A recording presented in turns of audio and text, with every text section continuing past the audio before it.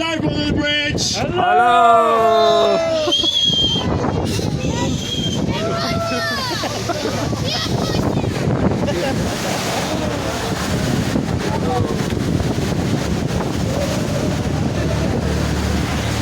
Good job, everyone. So, the first thing on the right-hand side is Palace of Westminster, or more commonly known as Houses of Parliament. Now, it's known as a palace because for hundreds of years, this is where the monarch lived up until Henry VIII, who passed it over to the government. Now, inside you'll find two houses, the House of Lords, which are appointed by the monarch, and the House of Commons, which are the MPs voted in by us. Now, out of the balcony, you will see two colour awnings. This is a cafeteria for the MPs, so if you see the MPs having their lunch, feel free to give them a wave, or any other kind of gesture. I do not judge. Now the colours coding, you see red and green. This is the colour coding for the two houses. The red represents the House of Lords, the green represents the House of Commons. Inside it goes through all their staff areas, their seating areas, and even their toilets. It does extend outside. If you look ahead of you, you'll see Lambeth Bridge, which is red, and Westminster Bridge that we just passed under is green. These used to be traditional exit entry points for the two houses.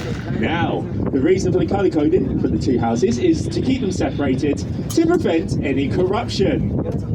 So it doesn't work. Do we have any Harry Potter fans on board? Yeah. You might recognise the bridge ahead of us from Harry Potter and the Prisoner of Azkaban, where the night bus took Harry to the Leaky Cauldron, narrowly dodging all of the other buses.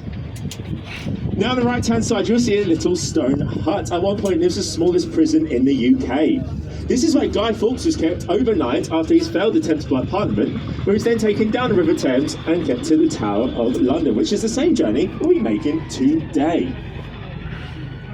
Now as we turn around, if you look St Thomas's Hospital is more famously known where Florence Nightingale introduced her new style of nursing. Now Florence Nightingale was known as a philosopher for her work in the medical field, and thanks to her, they made leaps and bounds in the medical world today. All the nurses that trained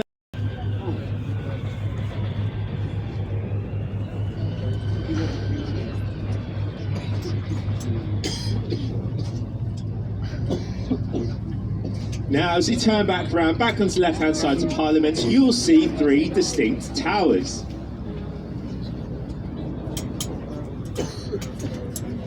The largest tower on the left-hand side is Victoria Tower. They used to be a royal entrance into Parliament. It's now known for the Parliamentary Archives.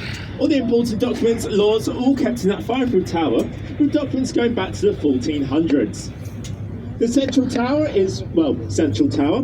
There used to be a chimney, it's now inactive as you let all the MPs bath the hot air themselves. And put your hands up if you can see Big Ben. If you put your hand up, unfortunately, you are wrong. Nobody can see Big Ben because it's actually the name of the 13.5-ton bell inside the tower, which is known as the Elizabeth Tower. But everyone in the UK, pretty much the entire world, just calls it Big Ben because it's a lot easier. Now it looks shiny and new, that's because it's just finished a restoration project that lasted 5 years, completed in the year 2022.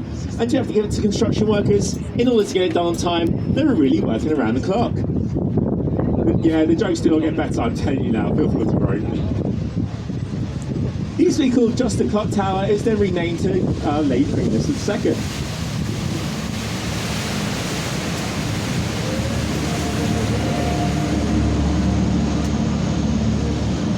Now for a little bit of shameless promoting. On the right hand side you will see my employer, the London Eye.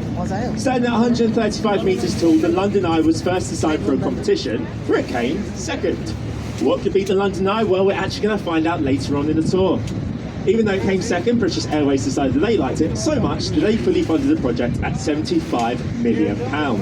They made its money back within 2 years. Now, I won't tell you how much money it makes nowadays. You've all bought tickets for this cruise, you've seen the prices.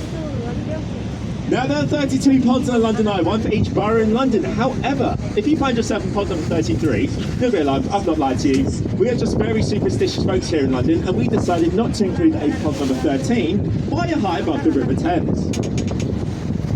Now, a lot of people will tell you that it's one of the largest Ferris wheels in the world, and those people would be wrong. Because the pod's on the outside rather than in, this makes the London Eye an observational wheel, and those people liars. So if anyone tells you otherwise, please do correct them. We do not like the F word on this.